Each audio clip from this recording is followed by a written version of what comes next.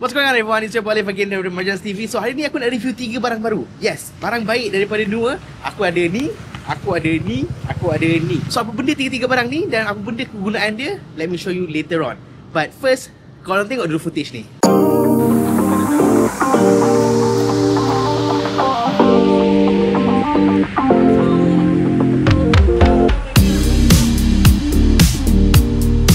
So semua footage cinematic tadi semua tu diangkat di shot on iPhone, alright, menggunakan accessories ni. Dan all these accessories membantu untuk aku dapatkan that kind of footage dalam video-video aku yang aku guna iPhone untuk nampak lebih cinematic lagi. Come, first of all kita ada ni.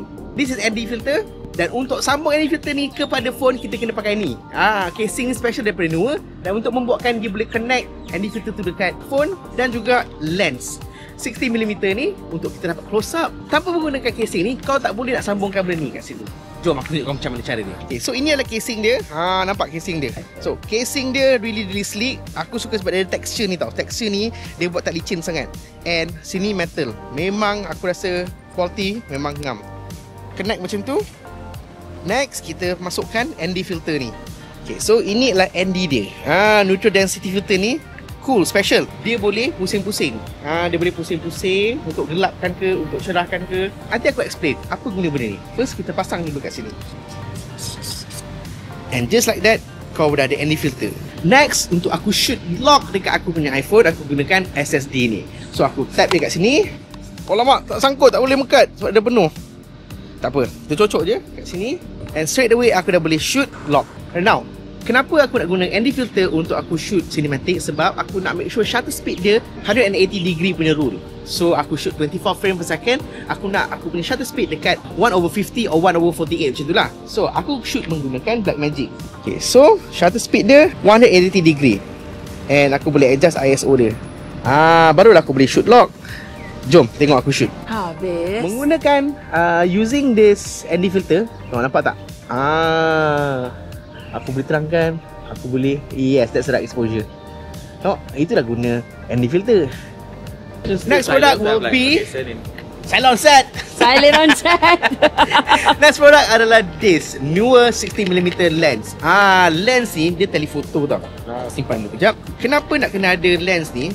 Sebab aku nak gunakan aku punya main kamera aku kat iPhone yang Times 1 tu. Tapi at the same time, aku nak juga ada zoom sikit. Aku nak dia ada compression dekat belakang punya background. Jadi in order untuk aku maintain quality, aku kena cari lens macam ni.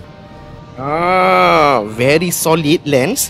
So dia ada ni, ada ni, aku buka. Alright, ni simpan.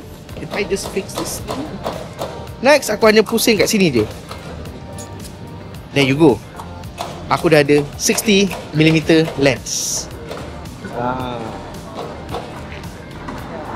Nampak tak? Okay, sekarang ni aku shoot kena kamera aku. Belakang aku dah ada compress tau. Nampak macam pakai lens mahal. There you go. Alright. So jom tengok aku macam mana aku shoot cinematic bila aku pakai lens ni, bila aku pakai ND filter dalam video kali ni.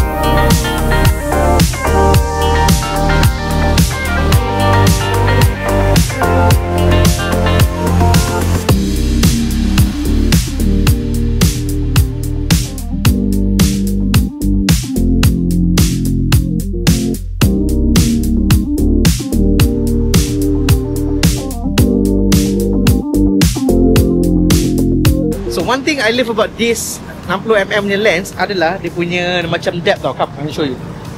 Right? Okay. Nampak tak? Dia belakang dia terus macam blur tanpa aku gunakan cinematic mode pun. The compression belakang tu yang mahal tu.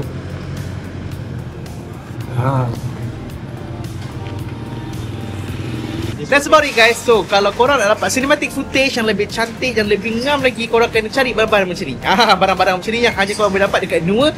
Link ada dekat bawah. Ataupun kalau korang kat TikTok ada dekat product showcase aku. Right? Ciao.